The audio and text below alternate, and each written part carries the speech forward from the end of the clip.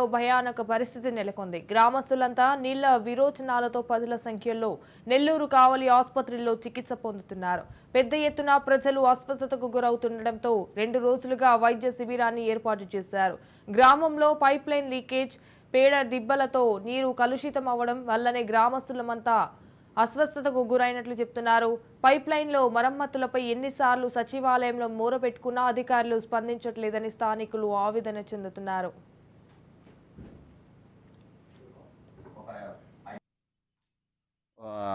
గ్రామంలో ఉండే ప్రజలకు ఒక 20 కుటుంబాలకు వామిటింగ్స్, విరోచనాలు ఎక్కువ అవుతున్నాయి. దీనివల్ల ఒక 5-6 సార్లు వామిటింగ్స్, 5-6 సార్లు మోషన్ అవ్వగానే పడిపోవడం, ఊళ్ళో గందరగోళమైన వాతావరణం ఏర్పడింది. ఈ వాటర్ ట్యాంకీలు సరిగా క్లీన్ చేయక వాటర్ పైప్ లైన్ పగిలిపోయి ఈ వాటర్ కలుషితం అయిపోయి ప్రజలు ఇట్లా వాడడం వల్ల విరోచనాలు ప్లస్ వామిటింగ్స్ అవ్వడం వల్ల ప్రైవేట్ హాస్పిటల్లో చేర్చాము. నిన్నటి నుంచి సీరియస్గా కొన్ని కేసులు ఉండేలేకే నిన్న క్యాంప్ ఏర్పాటు చేశారు, ఈరోజు ఏర్పాటు చేస్తున్నారు. ఈ వాటర్ ట్యాంకీ కూడా నిన్న క్లీన్ చేశారు.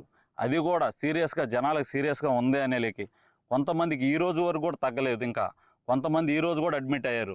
ఇక్కడికి వచ్చి ఈ మా ఊరి సమస్యల్ని ఎవరు పట్టించుకోవట్లేదు. మళ్ళీ ఏంటంటే ఇంటి పనులు కట్టించుకోవడం, కరెంటు బిల్లులు ఇవన్నీ బాగా కట్టించుకుంటారు. మా ఊర్లో పారిశుద్ధ్యాన్ని మాత్రం ఎవరు పట్టించుకోవట్లేదు.